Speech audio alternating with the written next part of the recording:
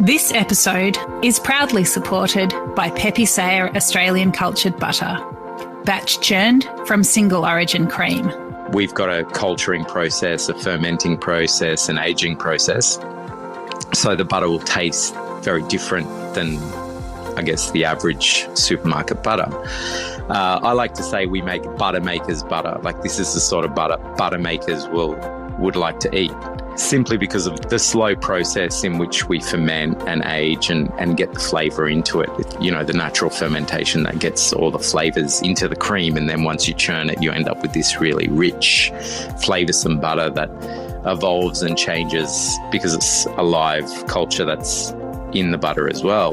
For more information, go to pepesayer.com.au. You know, we've gone to extraordinary lengths to try to do, you know, what we do at Merivale, which is, you know, make people happy, you know, really good guest experience and improve the food. But it's such an unknown for us. Like, I've never cooked for 45,000 people in a 10-minute period.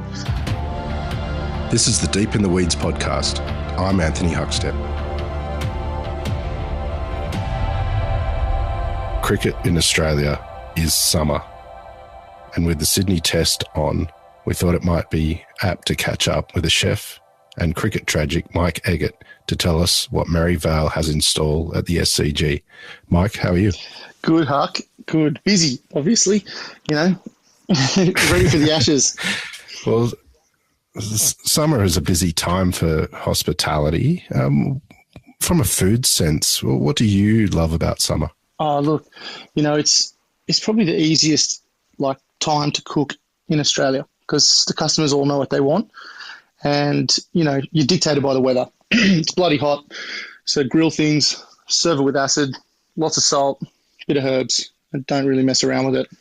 You, as I mentioned in the intro, you are a bit of a cricket tragic, and now you're part of a team that's delivering the food for one of the world's greatest cricketing venues. How does that feel? It's awesome, to be honest. You're right. Like, I am a complete cricket tragic. You know, I played cricket every summer when I was a kid, from 6 until the age of 22. Only stopped because I realised that going out drinking and partying with girls was more enjoyable than spending 200 overs in the field during summer. You know, now I just get in trouble for watching cricket all the time instead of playing it. But no, I'm a total nupty when it comes to cricket. I love it. And, you know, working at the SCG, it's amazing. You know, like, we're cooking in the members stand, which is, you know, it's awesome. You know, like, couldn't ask for a better gig. Give us an idea of the various things that are going on and what you're presenting to the market there. Yeah, right. I mean, it's like twofold for us. Like, one is it's just a massive step into the unknown, you know, and there's an enormous team of really talented people in Merivale that were either pre-existing staff or people that we've brought in. And, you know, we've gone to extraordinary lengths to try to do, you know, what we do at Merivale, which is, you know, make people happy, you know, really good guest experience and improve the food. But it's such an unknown for us. Like, I've never cooked for 45,000 people in a 10-minute period. Not many people have. It's, you know, it's bizarre. Like, you know, you have a drinks break in the cricket and the entire stadium stands up and wants a beer. So it's such a eye-opening experience to be doing that kind of food service. But I guess the product that we're putting out, you know, like, Justin just challenged us and backed us and said, you know, just go for it. He wants to show people what we do on a large scale. So, I mean, we brought in some of the most popular brands from the company. So we're doing, you know, El Loco's hot dogs. We've revised the old Papi Chulo menu. We've got like smoked briskets and smoked ribs and, you know, pulled pork sandwiches, smoked chicken wings. Daniel Alvarez and Ben Greeno kind of went mad scientist on like different versions of chicken. So we've got fried chicken. You know, Danielle's done a pulled chicken and cheese kind of Cubano sandwich, but not using pork, like using chicken. They've made a chicken tandoori wrap. We brought Jimmy's falafel in, but we've added, you know, meat falafels. Meat like, kebabs as well as just their usual falafel and vegetarian-led stuff. Dan Hong's brought his dumplings, and some of his dishes from Miss G's and Mr. Wong. Vincenzo's doing his pizza, but he's doing it like Chicago-style deep dish. It's awesome. Like, Jordan Toft is basically recreated a version of Coogee ground floor level. So we're, trying to bring that beach vibe feel to summer at the cricket. So it's kind of perfect, cold beers, fresh prawns, oysters, or if you want, I spent so many months working with the guys from Sonoma to make a new pie for the stadium. And, like the guys at Sonoma are unreal, and it's such a unreal thing to be able to stand behind a product that uses Australian butter, Australian flour, Australian beef, made in Australia. It's like it's the SCG pie. It's unreal. You stole my thunder. I was going to say, how can you have a menu without a pie at the cricket? Tell us about this pie that you've created. What inspired you with the flavour? Well, like anyone, I mean, this is a podcast, right? But if we're on television, you would see that I am a man who knows a pie, right? Like I'm not eating, sushi. I'm a fat boy, all right? Like I know what it is to have a pie. I know what it is to get there at 9 o'clock in the morning and stay till 7 o'clock at night and have 35 schooners in your belly and just need something quick, So even though we've done a good pie, it's a cricket pie. It's a footy pie. The guys from Sonoma, they get Australian beef, they're mincing it down, making a proper gravy, they're folding it through. There's a little bit of flour in there to thicken it. Like we haven't done anything crazy. There's no red wine jus or, anything that's going to scare the punters off. This is a proper pie. It's just made well. We just made really beautiful gravy beef and put it in a pure, buttery, fat pastry. It's perfect. Not everything about the cricket is standing on the hill and having a beer. There is the glorious members stand there and the offerings in there. You mentioned you'll be cooking inside there. What's going to go on in the members stand? So Nathan Johnson, who runs Felix, he's done his own sort of French-style bistro with a carvery. So if you're in the members area, you can go have the roast pork, have the roast beef, all the trimmings, gravies, veggies, all the bits and bobs. They'll also cook you a steak to order. Or you can start with charcuteries like, pâtés and terrines and all the good stuff that you'd want from a classic French bistro. And that's why you're sitting there watching Australia thump England, which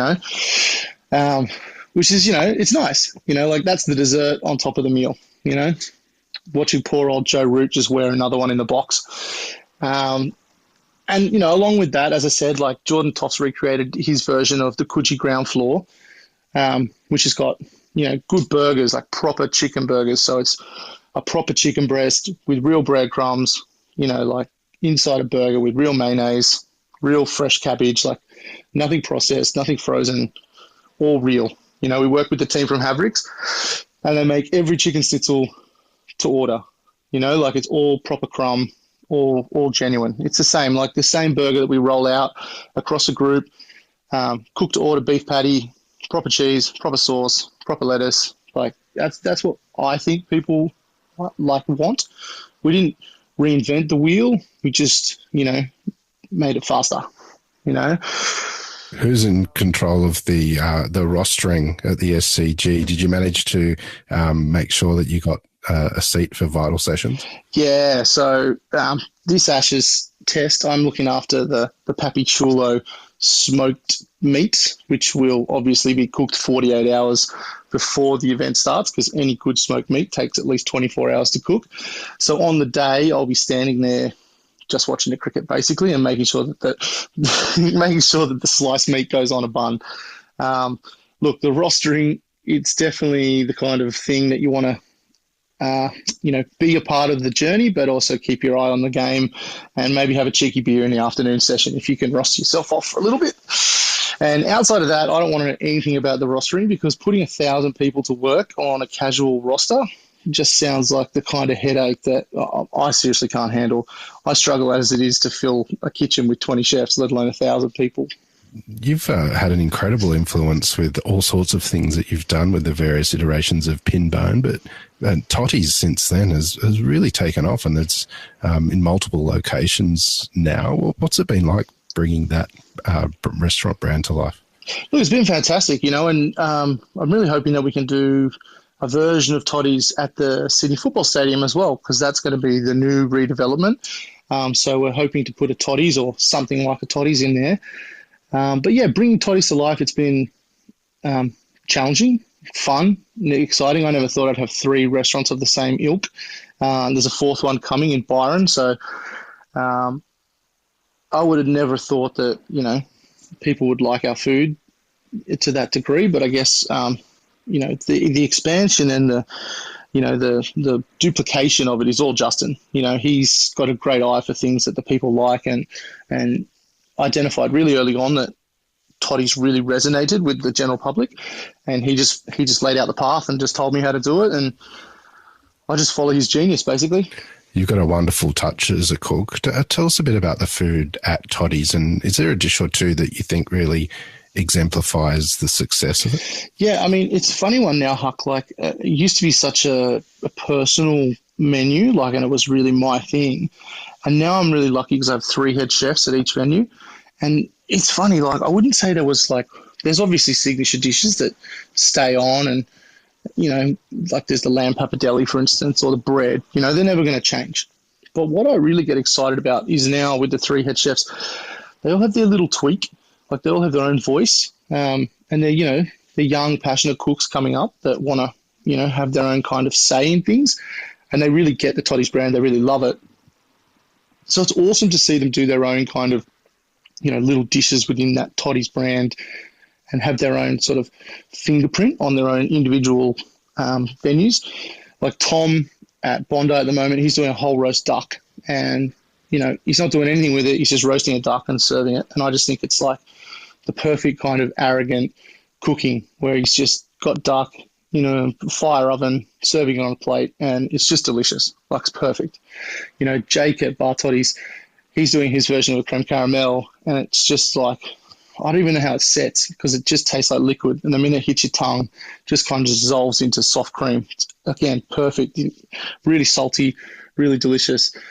And Isaac, who's just started at Roselle, he's got some of the best vegetable side dishes on that I've ever had. He's got this wood fire roasted leek dish with smoked butter, which is just out of this world, and this mixed bean dish with this anchovy kind of salsa verde kind of sauce, and it's just epic, And so that's what I'm really excited about at the moment. That's what I really like about Totti's. It's seeing these 3, leaders, drive this into the future. We talked about that you're a cricket tragic and you've been playing since you were 6. Do you have any stories of the great Mike Eggert on the cricket pitch? Oh, look, I was never going to make it in any form of, but I suppose in my mind I thought I was the next Glenn McGrath. I probably started, I remember when I was in year 6, they told me I ran in like Merv Hughes. And I think the closest I ever got to being the big Merv was probably in the belly department, But, I had a decent sort of fast bowling kind of routine. I turned up one day at Roselle to a green top that hadn't had covers on for about 4 days in monsoonal rain, and managed to snare 8 for 12. That was probably the highlight of my career. I don't think I did much, to be honest. I think anyone could have taken wickets on that day. I certainly have no stories of stories with the willow. I was a shocking batsman. I think the greatest achievement I ever got was I bought a Ulysses bat, which was the same one that Viv Richards used from a Melbourne maker down in Victoria. But I think most of the runs scored with it were by teammates who were just excited to use that bat. I was lucky if I could pick it up the right way. Well, you've definitely been taking a lot of wickets as a chef, and you no doubt will at the SCG over the coming days with the test. Do you have any predictions for what the score might be by the end? Oh, look, we've seen that England have no spinners. I'd say that Australia will probably close it out in 3 days. I'd say we'll bat first, put about 500 on, and roll them in 4 sessions for both innings if I had my way. Pat Cummins and Hazelwood can roll through the top order, and Lino can roll them at the end. Wow, that's quite a prediction. I hope there's not English fans listening, but they won't eat at my restaurants anymore. But as always, Mike, absolute pleasure to catch up with you. Good luck with the offering at the SCG and the coming one at the Sydney Football Stadium as well. Incredible stuff. Please keep in touch and have a great summer, and we'll catch up again soon. Thanks, Huck. Really appreciate it, mate. Cheers. This is the Deep in the Weeds podcast. I'm Anthony Huckstep. Stay tuned as we take a deep dive into the lives of the incredible people who ply their trade in the food and hospitality sector. Special thanks to executive producer Rob Locke for making this all happen.